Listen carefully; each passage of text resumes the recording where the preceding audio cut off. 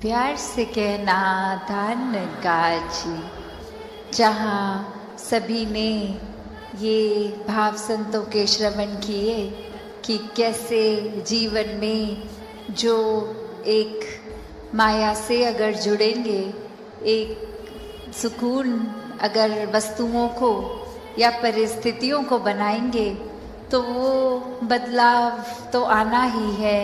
और जो आज सुकून दे रहे हैं, कल वो एक परेशानी का कारण भी बन सकते हैं। तो कैसे एक सुकून को हर समय चाहिए, तो संतों ने यही समझाया कि इस परमात्मा, इस निराकार, इस अविनाशी के साथ जुड़ना है, क्योंकि ये हमेशा से कायम दायम है और रहेगा। इसके साथ कोई बदलाव होगा नहीं। ये बिल्कुल हूबहू जैसा है वैसा ही है, वैसा ही था, वैसा ही रहेगा। तो ये परमात्मा के साथ अगर हम अपना एक पहचान करके पहले फिर इसके साथ प्यार के बंधन में रहेंगे, एक इसको हर समय महसूस करते हुए, एहसास करते हुए रहेंगे, तो फिर ये जीवन वाकई ही कोई भी परिस्थिति का मोहताज नहीं है। फिर तो हर समय ये आनंद, ये सुकून ही जीवन में है, ये शांति, ये कामनेस, ये ब्लिस, हर समय एक यही एहसास। फिर चाहे तन स्वस्थ हो या अस्वस्थ, एक ये सुकून मन का वैसा ही कायम दायम रहेगा। तो ऐसा जीवन संतों ने समझाया है कि ऐसा जीवन जीना एक पॉसिबल है। हर एक के लिए ऐसा जीवन जीना एक मुनासिब है। तो कैसे इसको जिए, तो बात वही कि परमात्मा से जुड़ के हर समय के सुकून में रहें।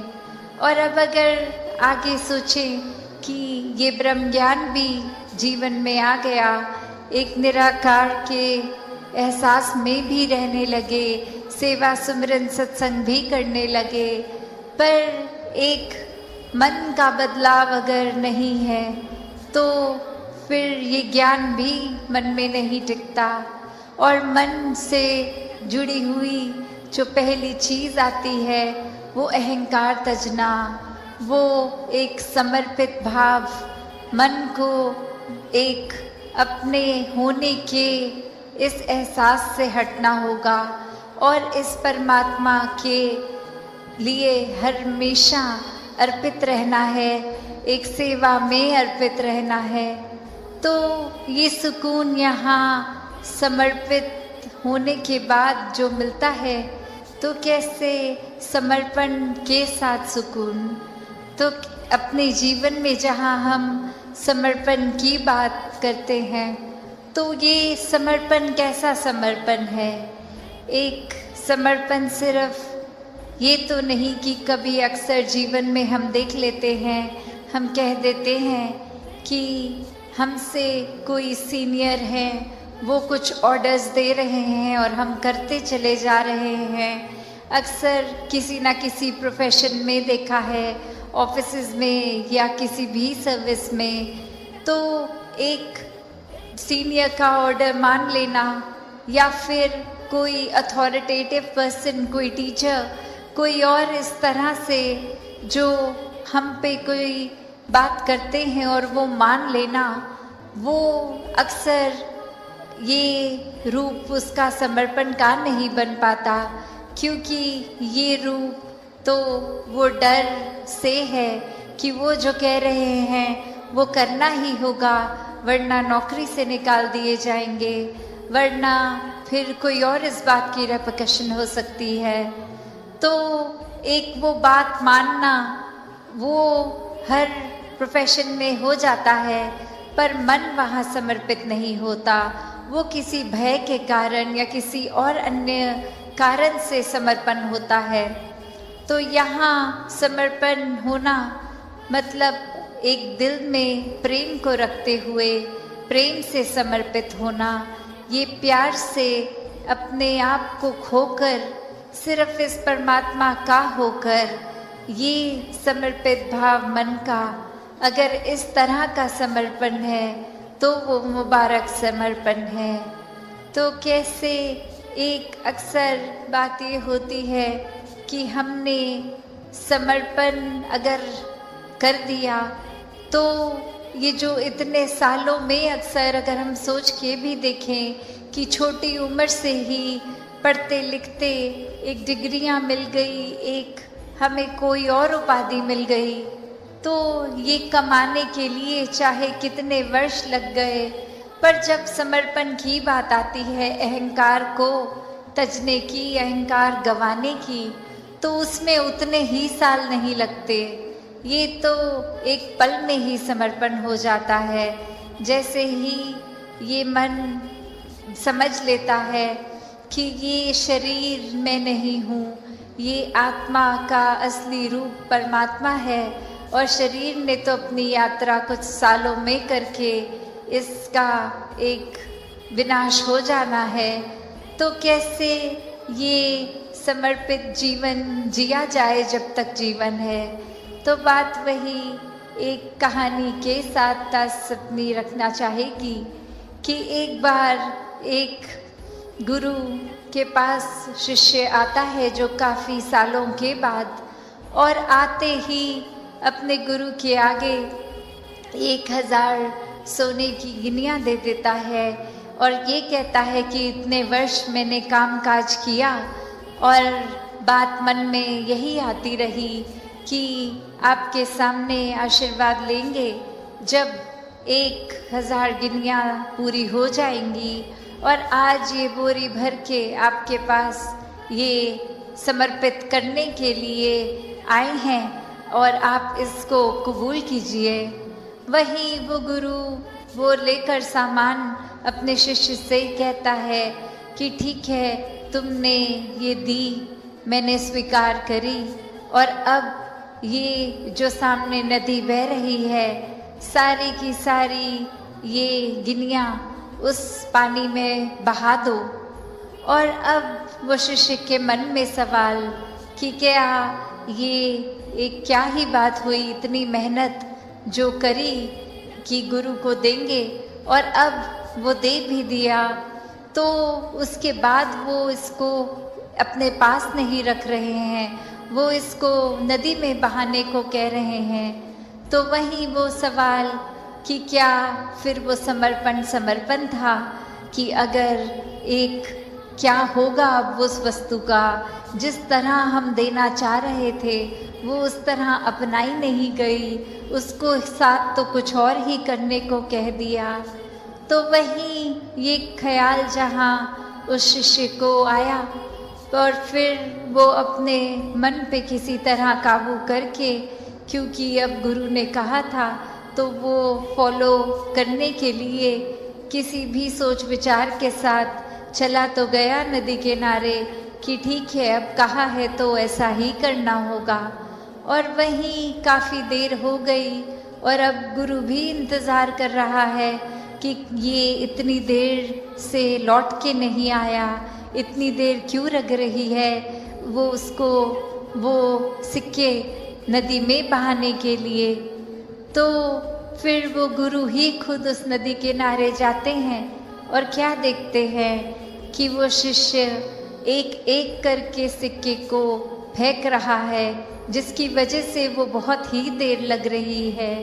वो एक बात फिर गुरु समझाते हैं कि ये समर्पण करना है तो इतनी देर क्यों लग रही है, समर्पण तो एक साथ ही किया जा सकता है, पूरी की बोरी को एक साथ ही नदी में बहाया जा सकता था, तो एक एक करके क्यों, इतनी देर लगा के क्यों। तो ये कहानी में तो ये मन की अवस्था ही है कि हम किस तरह एक अपने मन को इस तरह मान लेते हैं कि कोई अटैचमेंट हो गई, कोई और कारण से अगर ये लगा कि कुछ वस्तुएं इकट्ठी हो गई हैं, कोई उपाधियां मिल गई हैं, या कहीं अपने मोहल्ले में अपने दायरे में बहुत नाम कमा लिया है, एक हमारा कुछ ओहदा, कुछ रिस्पेक्ट बन गई है, एक तरह के हम सेलिब्रिटी बन गए हैं, कुछ 2-4 लोग हमें जान गए हैं, तो ये एक इम्पॉर्टेंट होने का अहंकार या कोई और तरह का अहंकार ये मन में घर कर लेता है। तो ये सारी चीज़ें सिर्फ इस्तेमाल के लिए और सदुपयोग के ही काम आए। दातार हर एक पे कृपा करे कि सुकून जीवन में सबके भरा रहे, सेवा भाव, एक समर्पित मन, इस तरह का जीवन हर कोई जीता जाए। तो ये बात मन में अक्सर आती है कि हम बहादुर किसको समझते हैं? क्या शरीर के बल को एक बहादुरी से जोड़ते हैं या कुछ मन में एक अपने द्वारा ही एक कोई ऐसी बात रख लेते हैं जिससे एक मोटिवेशन मिलती है, एक अपने आप को बहुत ही कोई ऐसा काम करने के प्रति एक मन को हम पुश करते हैं कि उससे हमें शायद लगता है हम बहादुर हैं। तो असली बहादुरी क्या है? ये असली बहादुरी तो वही कि जो भी सत्य है उसको समझ के, उसको एक हकीकत को जानने के बाद आँख ना बंद करना कि ये संसार में आए हैं तो मौत भी निश्चित है। एक जीते जी उस बात को, उस फैक्ट को अगर हम ना भूलें, इस सत्य के पहचान के बाद ये सत्य को जीवन में अपनाएं, तो ही वाकई में बहादुर हैं। क्योंकि कायरता तो फिर आंख बंद करने में होगी। एक जैसे हम अक्सर सुनते भी हैं उदाहरण कि एक सामने अगर कोई, हम किसी से बात करते वक्त कह देते हैं कि सामने अगर शेर खड़ा है तो आंख बंद कर लेंगे तो वो चला नहीं जाएगा सामने से। तो कायरता और बहादुरी ये पहलू जीवन में देखें तो वही कि एक जीवन नहीं समाप्त होना है और जीते जी एक अनेकों रंग ये जिंदगी दिखाती है, एक हर एक स्थिति में अलग महसूस कराती है। तो क्या सिर्फ मन की ये फीलिंग्स पे या इमोशंस पे या मन के एक उतार चढ़ाव को ही हम अगर हकीकत मान लेंगे तो स्थिर नहीं हो पाएंगे। एक सदैव के लिए स्थिरता, सहजता चाहिए, तो इस सत्य के साथ ही जुड़ना होगा। और वो सत्य, ये ब्रह्म ज्ञान कि हर समय ये परमात्मा का एहसास, इसको पहले जानकर फिर इसको एक इस पर पूरा विश्वास होना और विश्वास के साथ ही जीवन में भक्ति और आनंद आना। कैसे फिर जीवन में इस प्रभु के प्रति वो प्रेमा भक्ति की अवस्था एक हमेशा के लिए। फिर कोई भक्ति में ये नहीं कहा जाता कि दुनियावी काम छोड़ दो, एक जो भी एक साधन है जीविका कमाने का उसको त्याग दो, कहीं दूर चले जाओ, एकांत में चले जाओ। नहीं, एक एकांत में एक समाज से कट के उस तरह भक्ति नहीं, समाज घर परिवार में रह के भक्ति करना। हर एक परमात्मा की रचना, हर एक इंसान, चाहे वो घर के मेंबर्स हों या फिर कोई दोस्त या फिर कोई अजनबी, तो कैसे हर एक में जहाँ परमात्मा है, हर एक में उस परमात्मा का वास है, तो ये परमात्मा हर एक में देखा जा सकता है। तो वो उससे इसकी दूरी ये तय हो जाती है जब साक्षात ब्रह्म ज्ञान द्वारा ये परमात्मा दिखता है, फिर वो कण कण में दिखता है। फिर ये परमात्मा एक हर समय की सच्चाई बन जाती है। बाकी दुनियावी सच्चाइयाँ तो बदलती रहती हैं, कोई भी ऐसी चीज़ नहीं जो सदैव की सच्चाई हो। एक शरीर को भी हम ले तो ये भी बदल जाता है, हमारे सोच ख्याल को लें ये भी बदल जाते हैं, कोई भी तत्व ले लें वो भी अपना रूप बदल लेता है। तो कैसे सिर्फ और सिर्फ ये परमात्मा जो अगर जहाँ पे भी आस्था है, विश्वास है, उस धर्म ग्रंथ को भी पकड़ लें तो वही परिभाषा एक ही कि ये परमात्मा, इसका कोई टुकड़े नहीं कर सकता, ये कोई फॉर्म में नहीं है, ये हर जगह है, शुरू से था और सृष्टि खत्म होने पे ये अंत नहीं है इसका। कैसे ये कोई भी चीज़ से एक कम ज़्यादा नहीं किया जा सकता।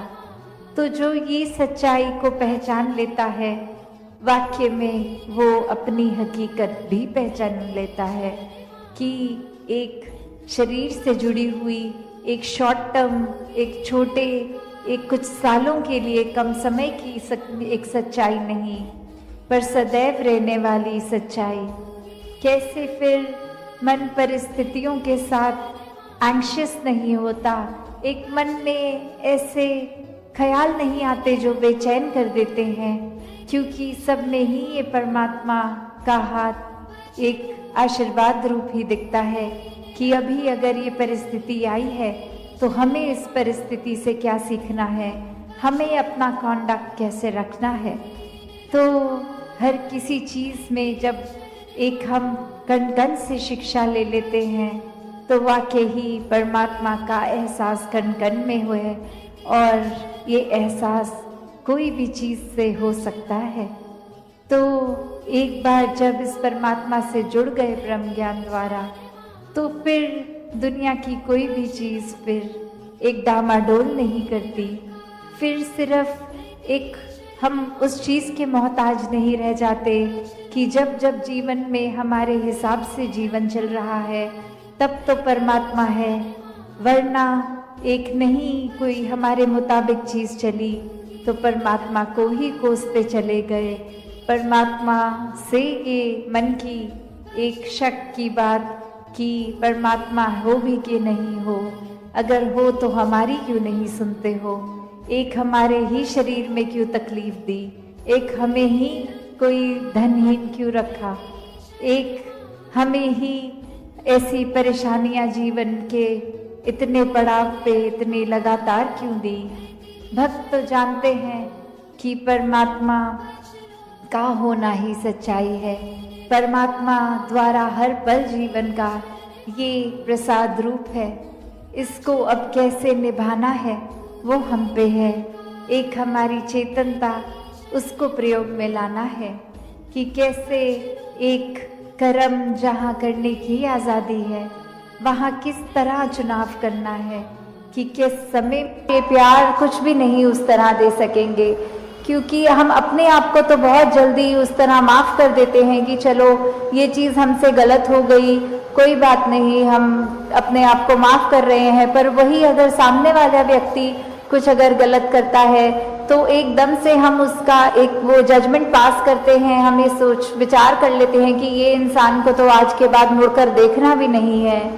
तो हमें इस तरह अपने जीवन में सुधार करना है कि किसी ने अगर कुछ गलत कर भी दिया तो उसके लिए भी मन से यही अरदास करनी है कि दातार कृपा करके ये जो भी कमियां हैं हमारे अंदर दूसरों के अंदर वो दूर होती जाए और ऐसे ही प्यार और सत्कार जग में बढ़ता चला जाए। हाँ जी। गुण गावण नित ऐसे एक दे ऐसे दा दीदार करन। तो ये जो दीदार की बात होती है, किसका गुण गाना है, किसके दीदार करने हैं, तो वो ये परमपिता परमात्मा निरंकार, ये जो एक ऐसी सत्ता है जो शुरू से है, वो हमेशा से कायम दायम रहने वाली, कि कैसे हम जब तक वो एक निरंकार जो इस तरह से देखा जाए, अगर एक व्यक्ति दूसरे को देख रहा है तो उनकी आंखों के बीच में भी वो है, वो अपनी पलकों से भी नज़दीक है, जैसे बोलते हैं शारक से भी नज़दीक।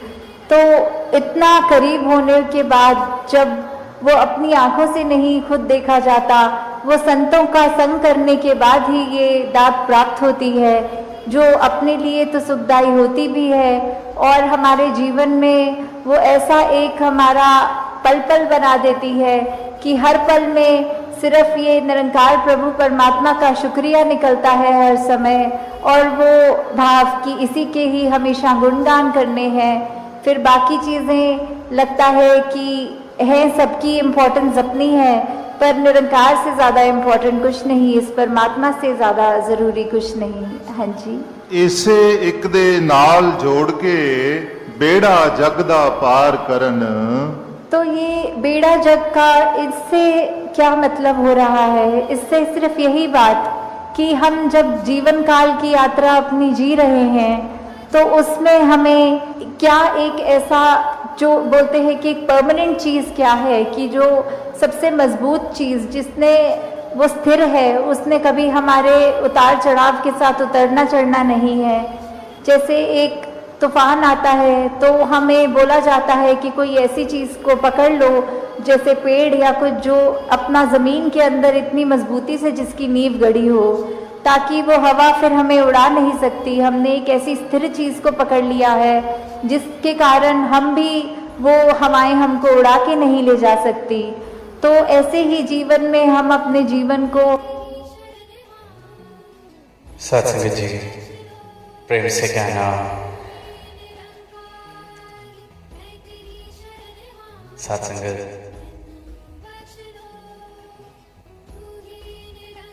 अभी जो ये 12-13 मिनट में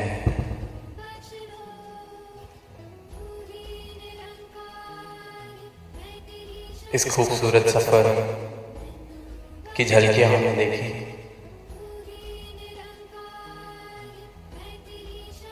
तो जब दास को पता चला था कि ये सीधा डॉक्यूमेंट्री के बाद दास के पास माइक आना है, तो तब से ही लग रहा था कि उसके बाद बोलना थोड़ा जाहिर सी बात है कि ना उसकी गुंजाइश लगेगी, ना बोलना इतना सहज लगेगा। फिर ये डॉक्यूमेंट्री आज हम सब ने देखी और पिछले कुछ दिनों में दास को इसको 3-4 बारी देखने का अवसर मिला। जब स्टूडियो से आई,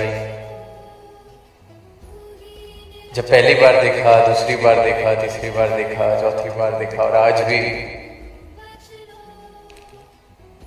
जब इन नज़ारों को इस रूप में स्क्रीन पर देखा तो मन में एक ही भाव दास के आया कि किस कदर किन हाथों में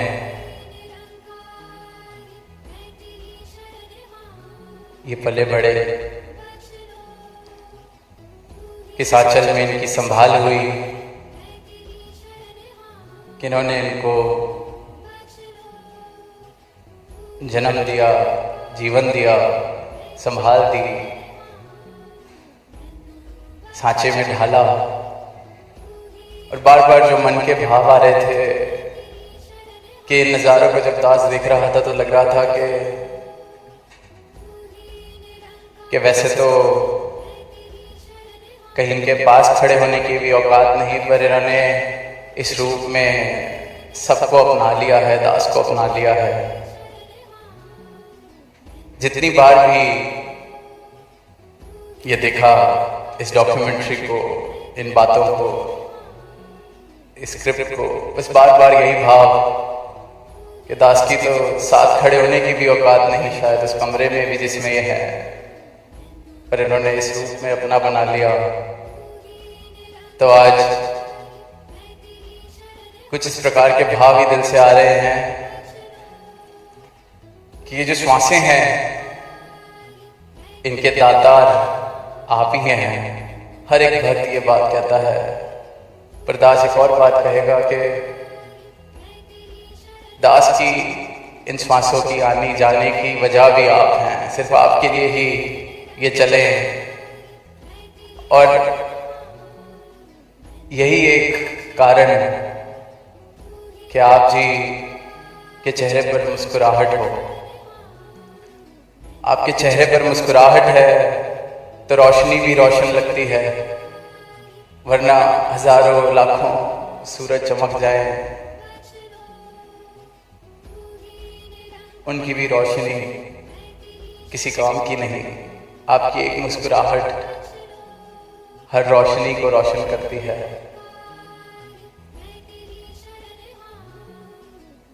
यही अरदास कि आप जी ने जीवन दिया है, इसे अपने लेखे लगाना। किस रूप में आप प्यार देते हैं हमने सभी से सुना, किस रूप में ख्याल रखते हैं ये हम सभी देखते हैं। जिन जिन को आपने अपने परिवार का हिस्सा होने का मौका दिया है, सारी मानवता को, और संसारिक रूप में भी जो रिश्ते आपने जिस जिस भक्त को बख्शे हैं, एक एक भक्त यही कहता है, चाहे किसी को बहन के रूप में आपने रिश्ता बख्शा, भाई के रूप में, बच्चों के रूप में, कि हम जहां सोच भी नहीं सकते, जहां हमारी सोचें खत्म हो जाती हैं, वहां से किस प्रकार इन रिश्तों में प्यार दिया जाता है, निभाया जाता है, वहां से आप जी शुरुआत करते हैं। हम चाहकर भी पूरा जोर लगा लें कि आपके लिए कुछ कर सकें, पर सारी कोशिशें जो आप करते हैं उसके मुकाबले तिलफुल भी नहीं। तो कुछ आप मौका देते हैं कि इस रूप में आपको सेलिब्रेट भी कर रहे हैं, तो ये भी आपका शुक्रिया है। और दास यही अरदास करता है कि ऐसे मौके आप जी निरंतर बार बार सारी ही साथ संगत को, सारी मानवता को देते रहना।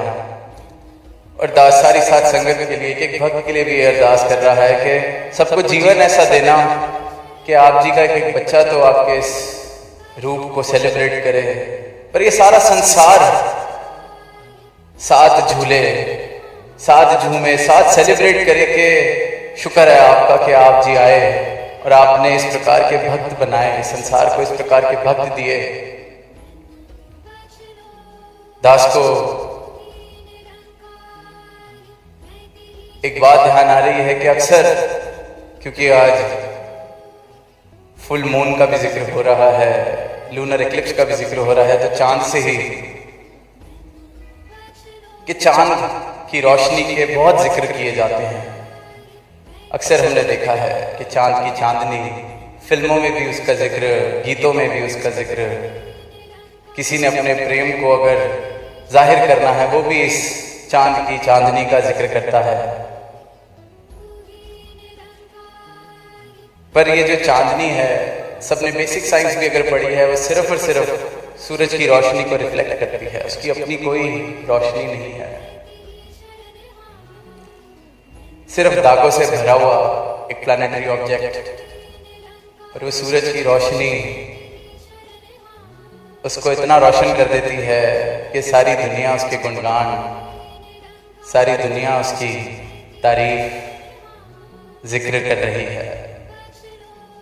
पर फिर हम ये भी देखते हैं कि चांद की जो ऑर्बिटल मूवमेंट है उसके हिसाब से कभी फुल मून आता है, जैसे कि आज और कल के दिन की रात का ये जो टाइम है, फिर वो छोटा होते होते हाफ मून हो जाता है, फिर वो क्रीसेंट शेप जिसे कहा जाता है वो ले लेता है, और फिर वो रात भी आती है जिसमें चांद नजर नहीं आता, उसकी अपनी पोजीशन की वजह से वो रिफ्लेक्ट भी नहीं कर पाता। तो आपने भी ये कमाल किया है, रोशनी आपकी, सब कुछ आपका, पर तारीफ और रोशन आपका एक एक भक्त हो रहा है। जहां जा रहा है जो आपकी इस रोशनी को, अपने आप को आपके चरणों में वो पोजीशन दे देता है, उसकी रोशनी का, उसके रोशन होने का जिक्र, उसको इतना सत्कार मिलता है। तो ऐसे मौके पे बस इतनी सी बात कि चांद की तो मजबूरी है, इन्होंने ब्रह्मांड ऐसा बनाया है कि उसको अपनी ऑर्बिटल मूवमेंट्स करनी है। हम सब, और दास अपनी बात भी यही अरदास आपसे करता है कि आपके चरणों की ये जो जगह आपने बख्शी है, हम अपनी मूवमेंट वहां से कहीं इधर उधर ना कर रहे हैं। ये जो आपकी रोशनी पड़ रही है, ये जो आपने कृपा की है, एक पल भी इस रोशनी से दूर हुए तो फिर वो काली रात वाली बात, कोई अस्तित्व नहीं, कोई आइडेंटिटी नहीं, कोई एंटिटी नहीं, आप जी हैं तो सब कुछ है। और साथ संगत दास जब बड़े हो रहे थे एक बात सुनी थी कि कहीं पढ़ा कि सच्चा गुरु सदगुरु हम जानते हैं ब्रह्म का दाता होता है, पर एक कहानी सुनी थी, वहां एक छोटी सी बात, उस कहानी का दास बस संक्षिप्त रूप में जिक्र करेगा कि जो उसका मूल था वो ये था कि गुरु की पहचान, सदगुरु की पहचान, कहते हैं कि जो तुम सुनना चाहोगे ये जरूरी नहीं है सदगुरु तुम्हें वही कहेगा। सदगुरु सिर्फ सच कहेगा, सिर्फ सत्य की बात करेगा। तुम्हें लगेगा, क्योंकि हम दास ने कई बार जिक्र किया है, इंसान हैं, बंध जाते हैं, हम चाहते हैं कि ऐसे करेंगे या वैसे करेंगे तो ऐसे होगा, पर सदगुरु बड़ा स्पष्ट, बड़ी सीधी और बड़ी सत्यपूर्ण बात करते हैं, इस ब्रह्म की बात करते हैं। और आप जी के साथ चलते चलते यही सीखा और यही देखा कि इस दातार प्रभु परमात्मा निरंकार का ज्ञान, उसमें कोई मिलावट नहीं करनी, किसी भी रूप की मिलावट नहीं करनी। कोई कुछ सुन के किसी भ्रम में पड़ जाएगा या कुछ हो जाएगा, उसको जोड़ना है तो सिर्फ उस मूल रूप के साथ, जैसा ये ब्रह्म, जैसा ये परमात्मा, जैसा ये दातार है। आप जी ने यहां तक जब कह दिया हमें चेतन करने के लिए, बदलने को आप जिस मर्जी की माथे की लकीरों को बदल सकते हैं, पर यहां तक कह देना कि मेरे हाथ में कोई जादू नहीं है। वो कहते हैं कि उस कहानी में जब वो समझा रहे थे उस बच्चे को जो साधक की तरह ढूंढ रहा था किसी सच्चे गुरु को, वो कहते वो ये परवाह नहीं करेगा कि गुरु के सच से तुम अग्री करोगे कि नहीं, तुम उसके साथ तालमेल खाओगे कि नहीं। गुरु सिर्फ अपना सच देगा, वो ऐसा कोई प्रयोजन नहीं करेगा मिलावट वाला जिससे तुम उसके पास ठहर जाओ। ठहरो तो सिर्फ और सिर्फ सच के लिए, ठहरो तो सिर्फ और सिर्फ इसके ब्रह्म ज्ञान के लिए, ठहरो जो तुम्हारे पास वो दे सकता है तुम्हें, जो वो दे रहा है। आप जी भी यही कहते हैं कि ये ब्रह्म यही है, दासी के पास देने के लिए यही है। कोई भक्ति करे तो इसके लिए पूर्ण रूप से करे, कोई मिलावट नहीं। तो आपका शुक्र है, आप ये मौके देते हैं, ये स्पष्टता आपने इस भक्ति को, इस जीवन को दी है कि ये निरोल परमात्मा, इसमें हम कोई मिलावट ना करें। साथ संगत आज सबने सेलिब्रेट किया, सबने इजहार किया, सबने हैप्पी बर्थडे कहा, तो दास भी सतगुरु माता जी हैप्पी बर्थडे।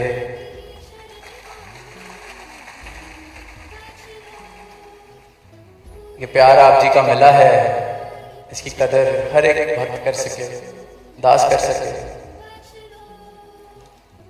और आप जी ने हमें भी हमारे तुच्छ भाव जिन्हें हम प्रेम कहते हैं वो प्रकट करने का आप मौका देते हैं, वो इजहार करने का आप मौका देते हैं, उन्हें प्रमाण भी करते हैं।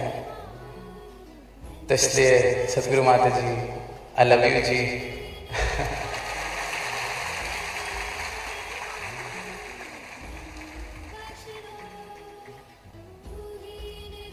साथ संगत भाव शब्द, दास सोच रहा था कि इस साल भी शायद एक जेब से पर्ची निकाल के कुछ चंद लाइनें हैं,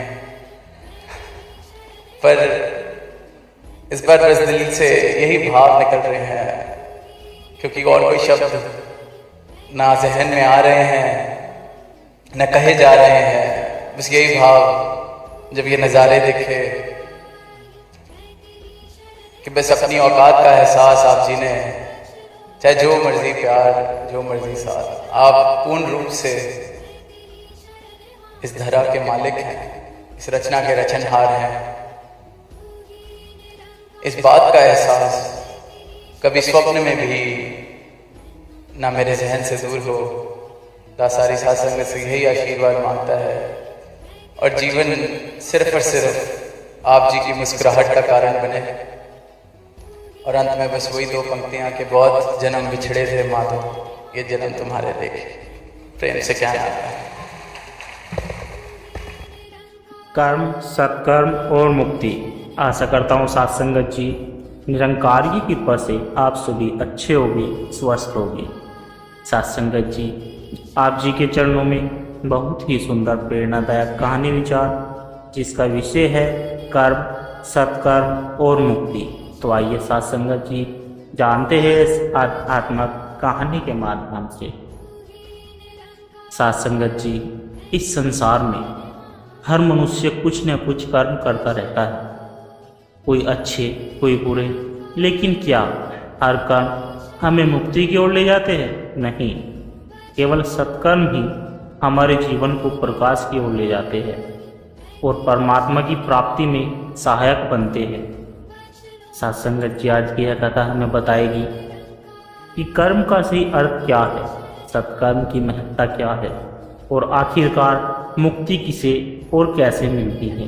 यह कहानी साथ संगत जी के ऐसे इंसान की है जो अपने कर्मों में उलझा हुआ था, लेकिन सत्संग और निरंकार की कृपा से उसे आत्मज्ञान मिला और वह मुक्त हो गया। तो आइए साथ संगत जी इस आध्यात्मिक यात्रा पर चलते हैं और समझे जीवन में सबसे बड़े रहस्यों को, जो है कर्म, सत्कर्म और मुक्ति की कथा।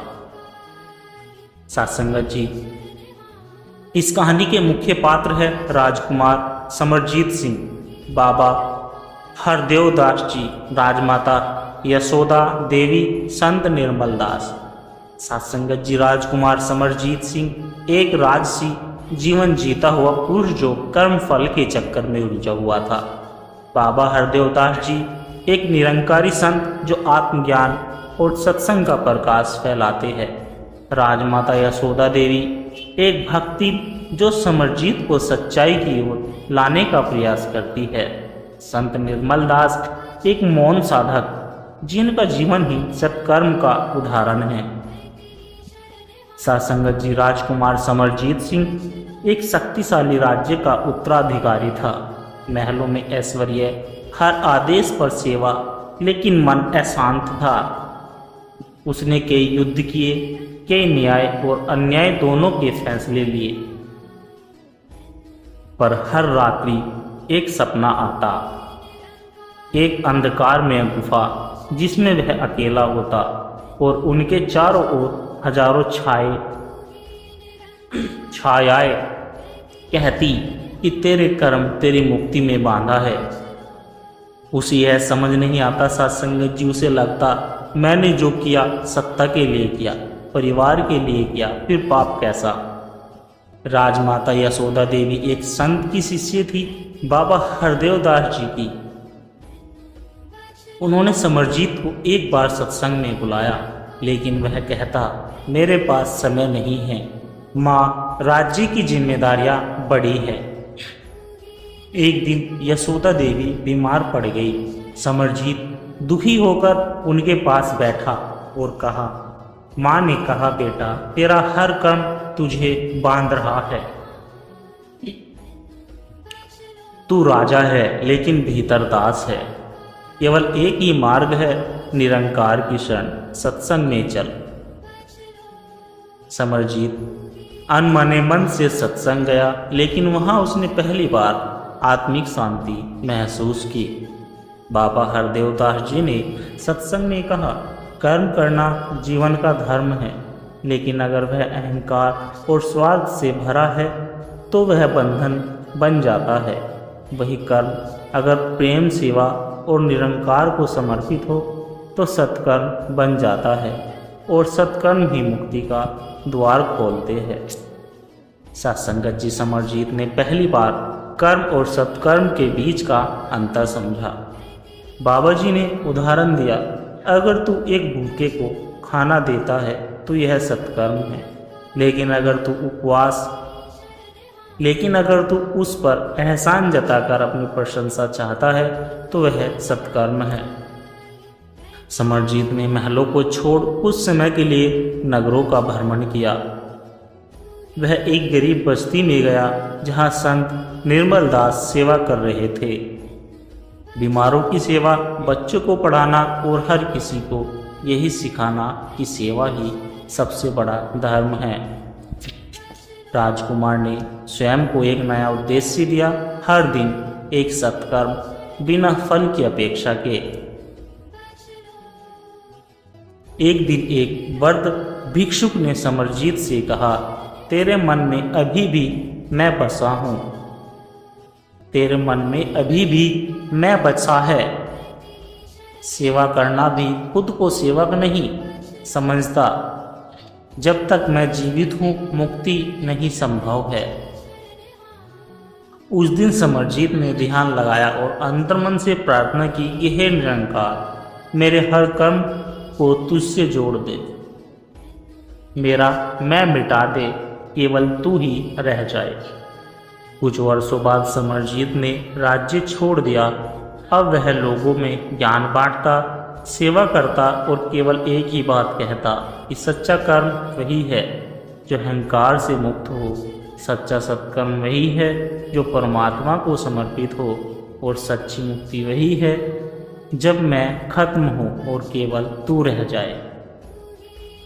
उसका चेहरा शांत, नयन तेजस्वी और जीवन एक मिशन बन गया। सत्संगत जी, कर्म करना मनुष्य की नियति है, लेकिन उसे सत्कर्म बनाना साधना है, और उस साधना के माध्यम से ही आत्मा को मुक्ति मिलती है। सत्संगत जी, राजकुमार अब समर नहीं बल्कि समर्पण जी कहलाने लगे। एक निरंकारी भक्त जो कहता था, जो भी करूं तुझ में रहकर करूं, यही मेरी मुक्ति है। सत्संगत जी, सत्संगत जी,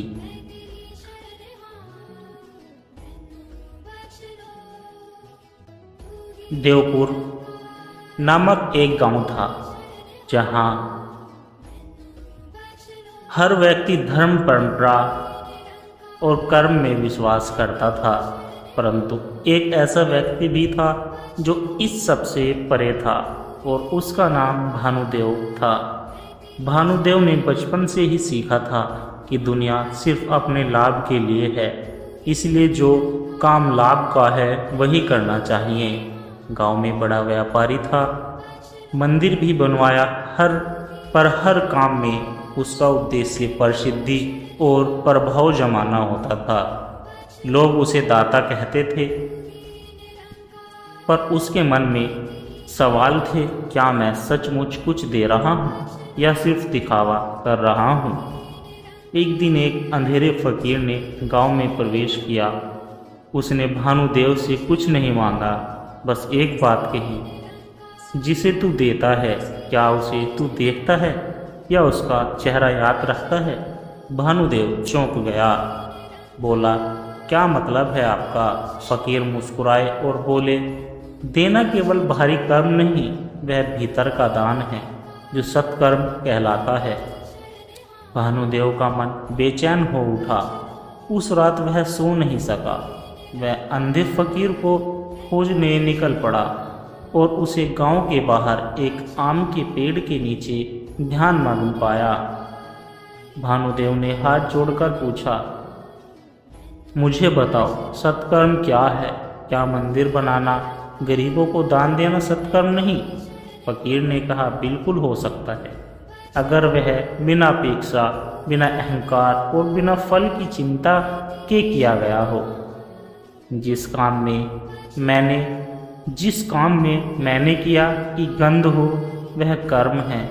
जिस काम में ईश्वर ने मुझसे कराया का भाव हो, वह सत्कर्म है। भानुदेव ने पूछा, और मुक्ति क्या है? फकीर ने आंखें बंद कर ली, बोले, जब तू कर्म को निरंकार में समर्पित कर देता है तो तेरा मैं जल जाता है, वहीं से मुक्ति की शुरुआत होती है। भानुदेव ने अपने कर्म करने के तरीके बदलने शुरू किए। अब वह हर दान गुप्त रूप से करता, हर मदद बिना नाम के होती। उसने दुकानों पर लिखा, जो चाहे ले जाए यदि जरूरत है। गांव वाले चौंकने लगे। क्या हुआ भानुदेव को? पर अब भानुदेव को फर्क नहीं पड़ता। उसे अब किसी की सराहना नहीं चाहिए थी।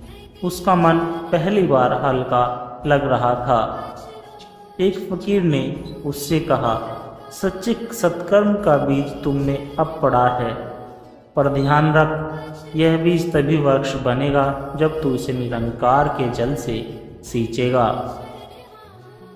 गांव में महामारी फैली, लोग बीमार पड़ने लगे। भानुदेव ने सेवा में खुद को झोंक दिया। अपने गोदाम खोल दिए, दवाइयाँ लाने शहर गया, अपना घर अस्पताल बना दिया। लेकिन एक दिन गांव में कुछ लोगों ने अफवाह फैलाई कि भानुदेव यह सब चुनाव के लिए कर रहा है। लोगों ने उस पर पत्थर फेंकने शुरू कर दिए, दुकानें तोड़ी। भानुदेव को गहरा धक्का लगा, पर उसने फिर भी सेवा बंद नहीं की। उस रात उसने निरंकार की ओर देखा और कहा कि हे दाता, हे निरंकार प्रभु, ये सेवा तेरी थी, अपमान भी तेरा है, अब मेरा कुछ भी नहीं।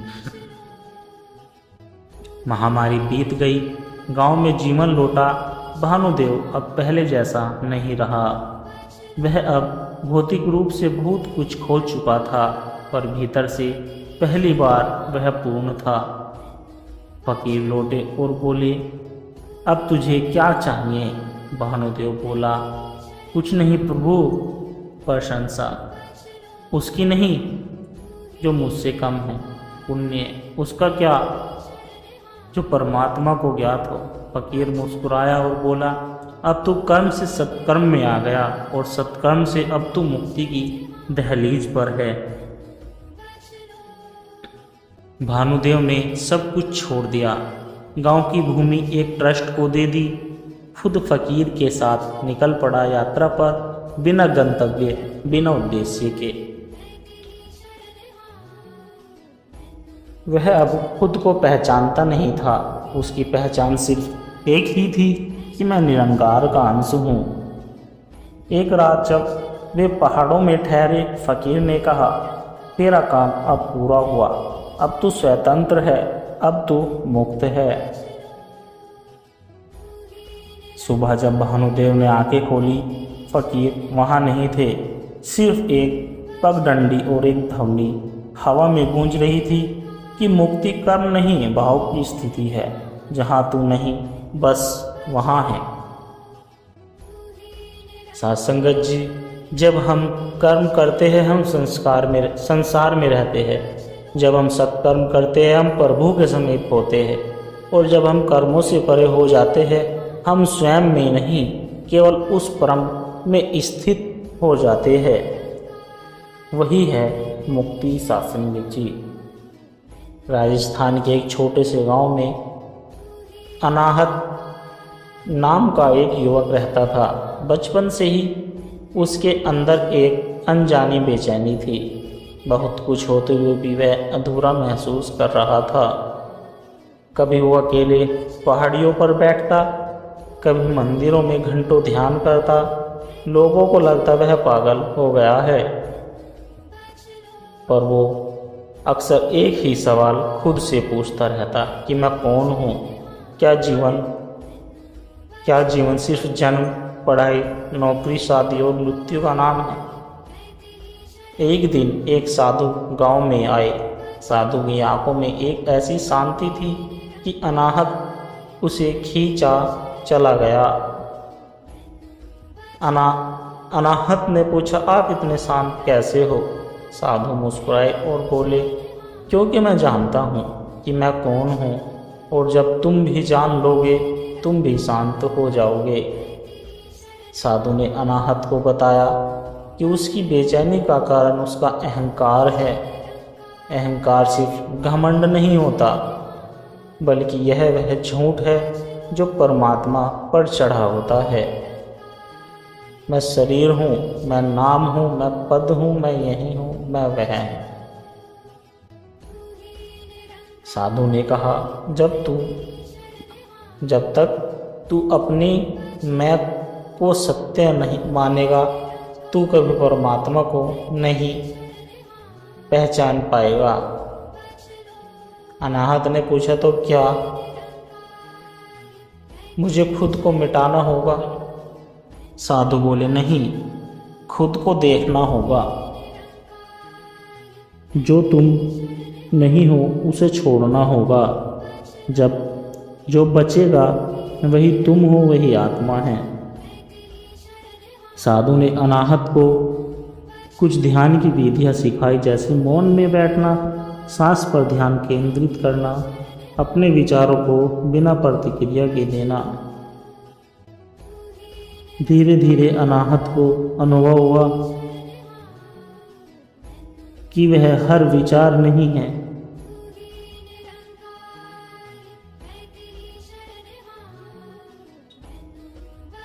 भावनाएं नहीं है, शरीर नहीं है, वो कुछ और है, साक्षी।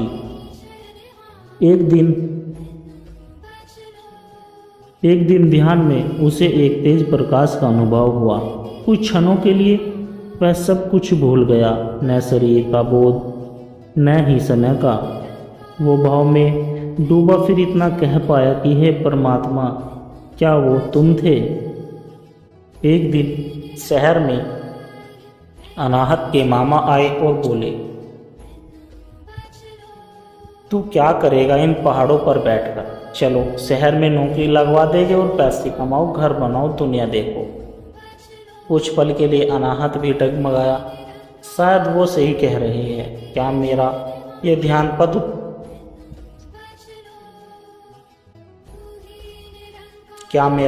पद भ्रम है? पर उसी रात साधु ने कहा, परमात्मा तक पहुंचना आसान नहीं होता, पर रास्ता सीधा है। बस हर मोड़ पर अपनी सच्चाई से डटे रहो, दुनिया तुम्हें मोड़ने आएगी, यही उसकी प्रकृति है। अब अनाहत के ध्यान गहरे होने लगे, उसका व्यवहार बदल गया। वो अब लोगों की मदद करने लगा, गरीब बच्चों को पढ़ाने लगा, बीमारों की सेवा करने लगा। लोग हैरान थे, यह तो साधु जैसा हो गया है। पर अनाहत जानता था कि ये सब सेवा का स्वाभाविक रूप बन गया है। अब वह सेवा कर रहा था बिना मैं कर रहा हूँ के।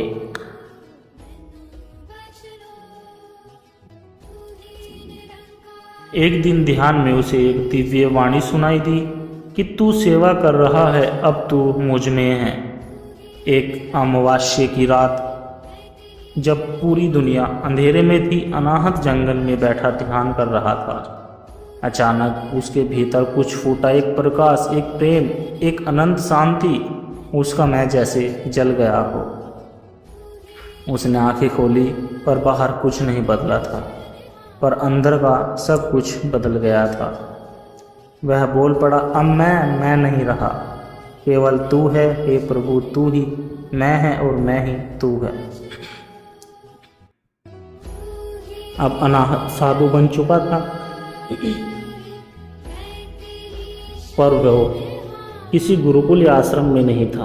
वो गांव-गांव जाकर लोगों को दिखाता, तुम वो नहीं हो जो तुम सोचते हो, तुम मुझसे कहीं ज़्यादा हो।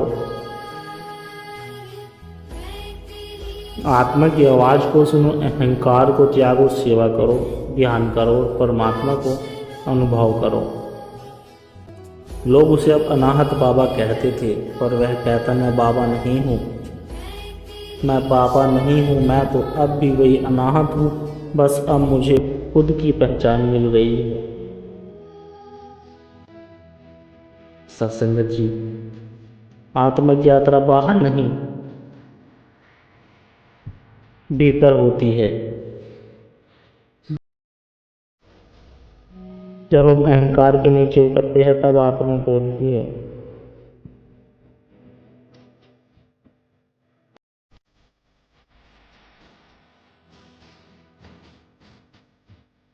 सत्संगत जी, आत्मा की यात्रा बाहर नहीं भीतर होती है। जब हम अहंकार से नीचे उतरते हैं तब आत्मा बोलती है। जब आत्मा रोती है तब परमात्मा सुनता है, और जब आत्मा चुप हो जाती है तब परमात्मा स्वयं उतर कर आता है, वो भी अनाहत बनकर। सत्संगत जी,